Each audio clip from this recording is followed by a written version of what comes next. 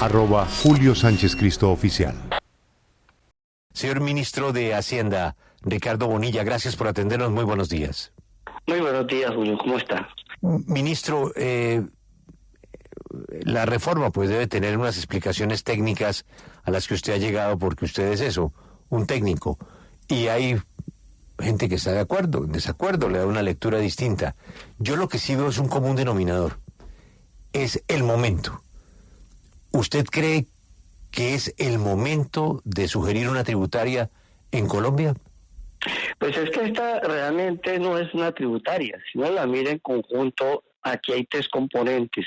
Un paquete de estímulos tributarios, reduciendo tasas, creando incentivos para desarrollar actividades económicas. Un segundo paquete que es buscar donde hay todavía recursos tributarios que no graven las personas, la economía popular, ni graven las personas naturales de medianos bajos ingresos. Y un tercer componente que es adelantar la vigencia de la regla fiscal. La mitad de los recursos prácticamente viene de adelantar la vigencia de la regla fiscal. Y cuando uno mira los recursos que se están buscando en materia tributaria, es nivelar los juegos de suerte y azar y gravar los vehículos híbridos que no tienen nada que ver con la transición energética. Pero, ministro, llamemos las cosas por su nombre. Esta reforma tributaria, a la que ustedes llaman ley de financiamiento, es una reforma tributaria. Crea más impuestos. Se busca recaudar más de 5 billones de pesos directamente con ese propósito. Pero déjeme preguntarle una cosa sobre algo que no trata esta reforma tributaria, y es el tema de la evasión. Los cálculos más conservadores dan cuenta de por lo menos 50 billones de todos los delincuentes que no pagan, no contribuyen, que eluden, que evaden su tributación, que es para los más pobres de este país. Y, en cambio, ustedes sí se empeñan en poner una carga impositiva mayor, especialmente a los asalariados. Pero ustedes dijeron que esto era para los superricos, ministro. ¿Por qué? A los asalariados no se les está grabando nada más. Ya eso quedó en la reforma del 22. Y pues no estamos creando nuevos impuestos, simplemente estamos diciendo todos los juegos de suerte y azar en Colombia están grabados. ¿Por qué las plataformas no lo pagan? Entonces estamos incluyendo las plataformas de juegos de suerte y azar. Ese no es crear un nuevo impuesto, es simplemente nivelemos los impuestos en los términos de lo que debe ser, que funciona. Y la DIAN está desarrollando un programa de recompensas para quienes declaren, para quienes delaten efectivamente procesos de evasión y elusión, que sea comprobable, porque simultáneamente también aquello que sea falsa denuncia debe tener un castigo. Entonces la DIAN está trabajando en esto y está incluido en este proyecto de reforma de plan de financiamiento los instrumentos para que la DIAN pueda hacer eso. Sí, ministro, antes de entrar en los detalles del impacto que esto tendrá para las personas y también para las empresas, hay algo que ha estado rondando desde ayer cuando se conocieron las cifras de cómo se van a dividir estos recursos que ustedes esperan recaudar con esta tributaria. Y es que muchos dicen que es inaceptable que en 2025 se vayan a gastar todos los recursos. Muchos dicen que esta reforma lo que busca es recaudar dinero para hacer campaña para 2026. Y si uno ve las cifras, ministro, pues efectivamente para el resto de años hasta 2029, pues no dejan muchos recursos para esos años.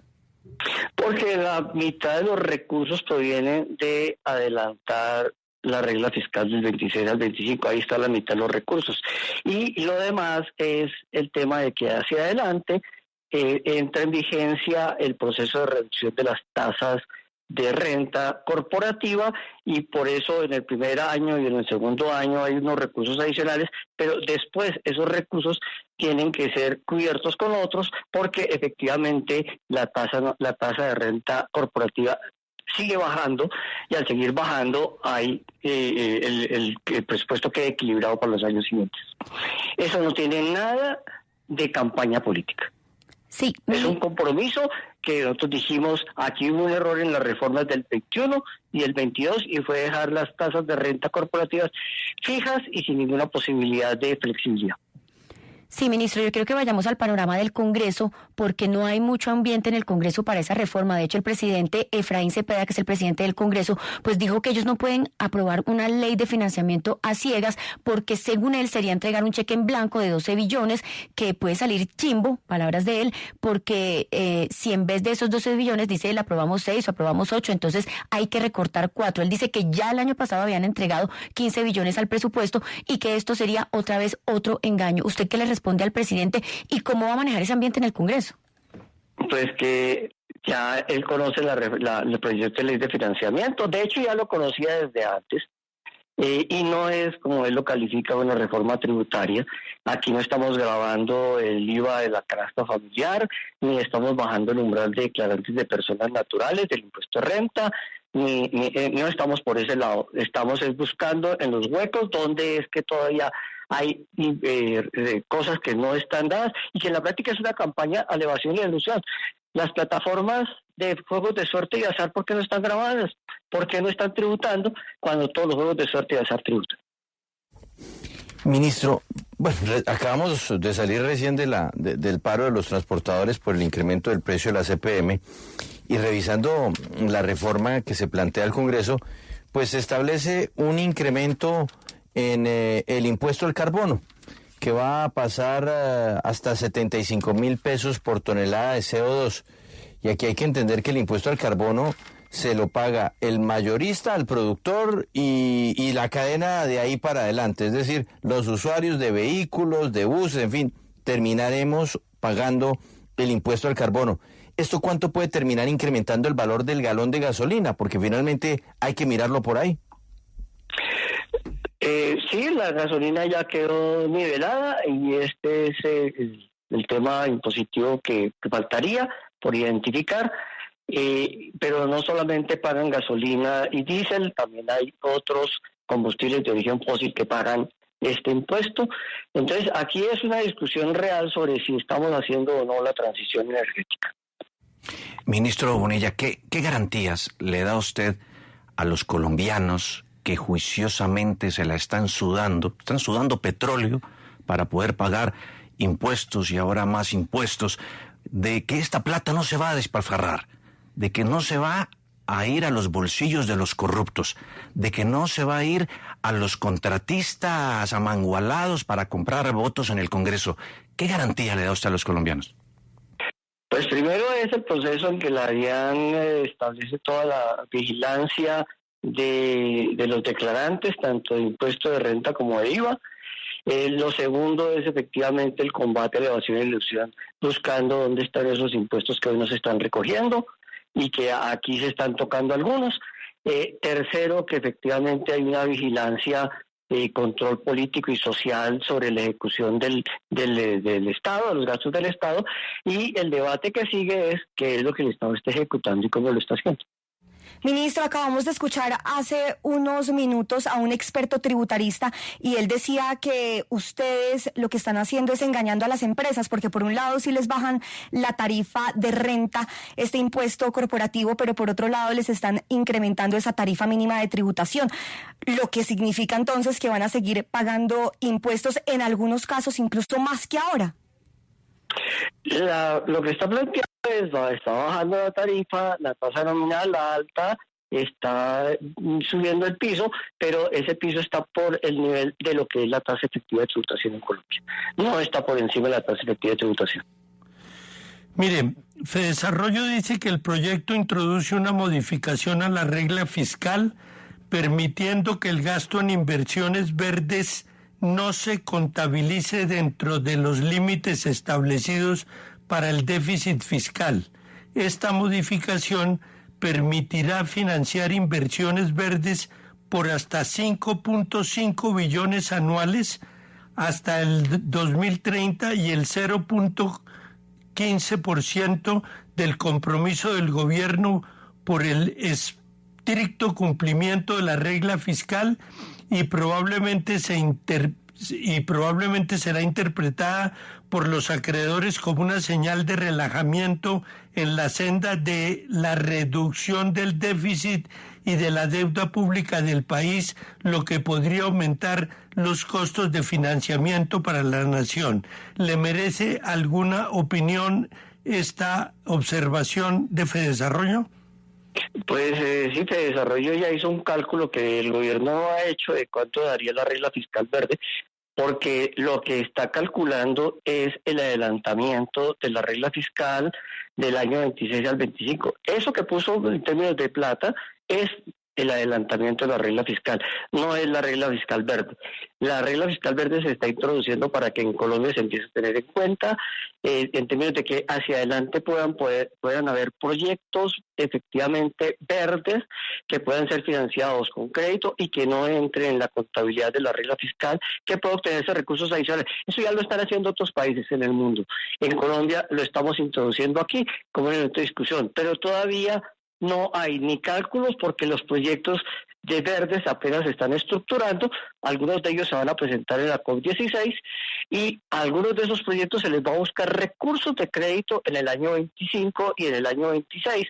Eso sí, efectivamente va a suceder hacia adelante, pero lo que está calculando Fedesarrollo es solamente el adelantamiento de la regla fiscal del 26 al 25. El tributarista tiene pregunta. Juan Pablo Suárez, le escucha al señor ministro. Gracias, Julio. Sí, me gustaría saber desde el punto de vista del impuesto al patrimonio, cómo tiene pensado el gobierno, digamos, mitigar el posible impacto que tiene de cara a la confiscación que genera. Confiscación en el sentido de pues, su carácter permanente, el incremento de la tarifa que está teniendo, y pues todo el impacto ya también sobre los activos fijos reales no productivos. Yo apuntaría a la parte final. El impuesto al patrimonio no es confiscatorio y en Colombia lo tenemos hace más de 20 años. No es un impuesto nuevo y en el siglo XX existió en varias ocasiones. Ese es un impuesto que ha estado entrando y saliendo. Aquí se le da un hilo de continuidad a algo que empezó, que existe desde el 2002. Siempre ha estado exento del impuesto al patrimonio en la vivienda principal. Aquí sigue exenta la vivienda principal, independientemente del valor que esa vivienda tenga. Lo que sí es claro y es importante es que identifiquemos esos activos improductivos. Para efectos de impuesto de renta e IVA hay una definición clara en el estatuto tributario y es que activo productivo es todo aquel que interviene en la generación de los ingresos de los negocios, del objeto social de los negocios. Lo que no entre dentro de esa definición es un activo improductivo. En Colombia decimos que las unidades productivas son muy de baja productividad. Pues claro, si están combinando activos productivos con improductivos, eso tiene lógica. Entonces lo importante es que empecemos a identificar esos activos improductivos y los llevemos a donde deben estar, en las personas naturales y no dentro de los negocios. Esa es la razón por la cual existe tanta disparidad en la declaración del impuesto de renta y las empresas en Colombia aportan una proporción mayor que lo que aportan las personas naturales, porque en buena parte esos activos improductivos están metidos allá en los negocios y sirven para bajar la base gravable, pero no para producir. Ministro, esta pregunta se la hago desde el total y profundo desconocimiento mío de cómo funciona la estructura económica del Estado en materia del propio Estado meterse con el Estado. El gobierno del presidente Petro se ha rajado en todas las evaluaciones por el tema de ejecución. No gastan la plata los ministerios, no ejecutan. Lo del Ministerio de la Igualdad, pues, imagínese usted ese presupuesto que tiene con respecto a lo que ejecuta. La pregunta ignorante es, ¿usted no tiene herramientas para castigar a los que no ejecutan y quitarles precisamente dinero que no están ejecutando y así solventar un poco sus problemas de caja? Ya eso se está haciendo en el Estado. Efectivamente, tenemos una política dirigida a revisar los niveles de ejecución. Y cuando planteamos toda esta discusión realmente con niveles de ejecución, queremos mirar ese nivel de ejecución de la inversión, que es la que siempre tiene desfases entre compromiso y obligación de pago.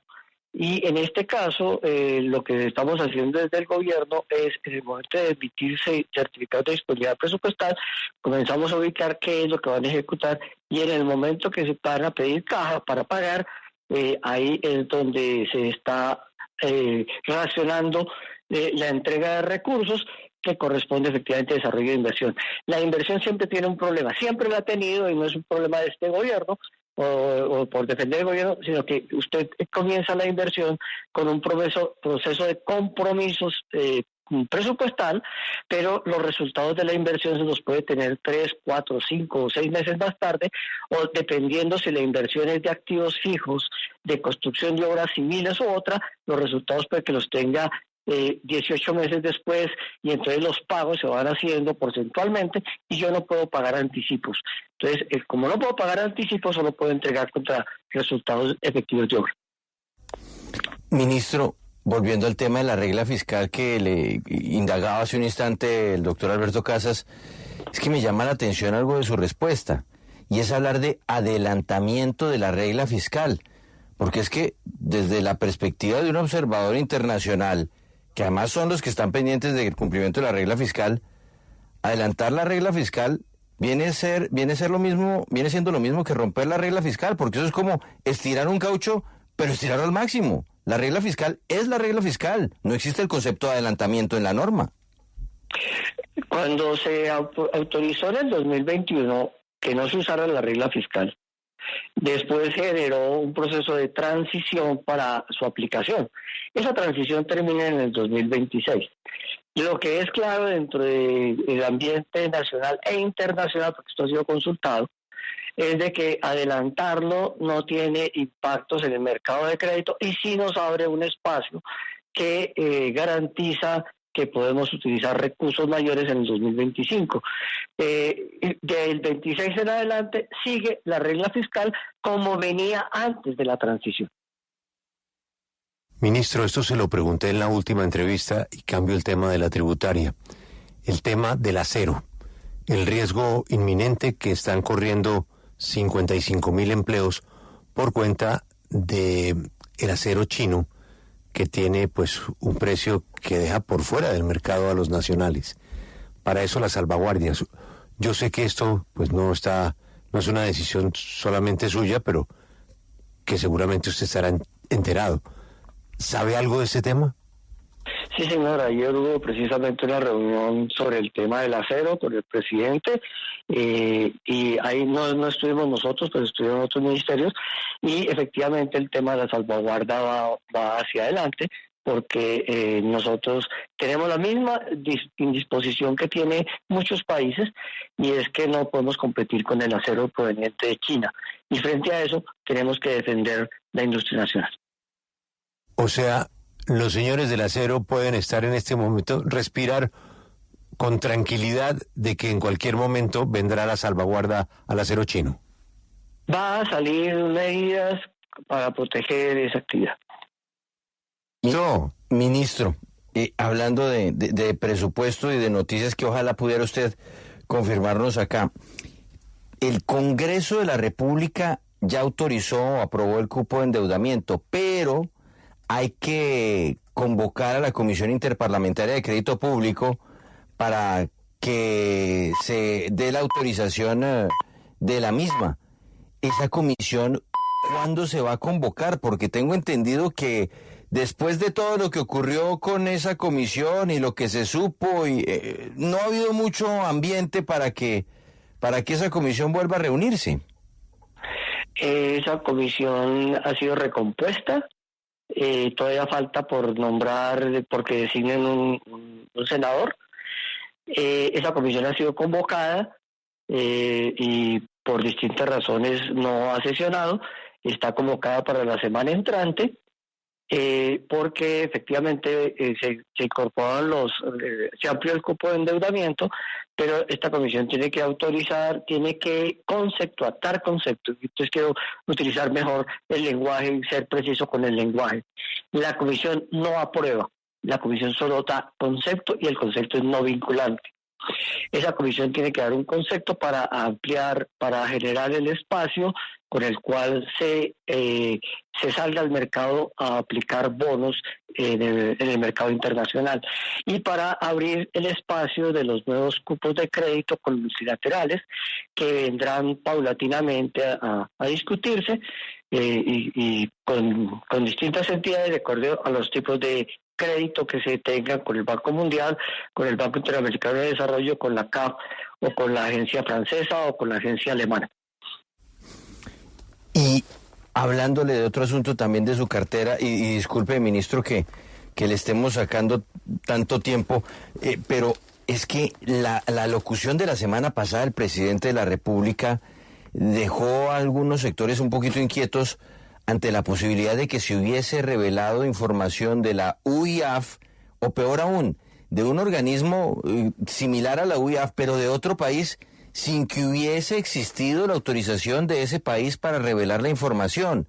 Y más aún, cuando no se tiene la certeza de cómo llegó esa información a la UIAF, si la solicitó UIAF por algún proceso judicial, o fue un juez, o fue un fiscal.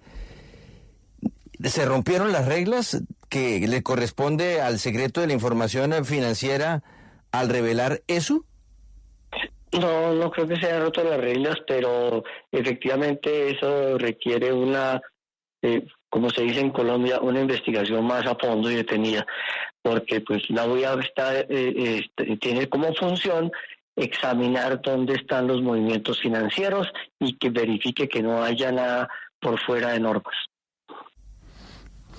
Ministro, disculpe tantas preguntas, lo despido, muy amable, y bueno, arranca una discusión que será lo de siempre y lo más sano, es decir, escuchar todas las voces sobre esta propuesta de modificación a nuestro tema de impuestos actual. Ha sido usted muy amable, ministro.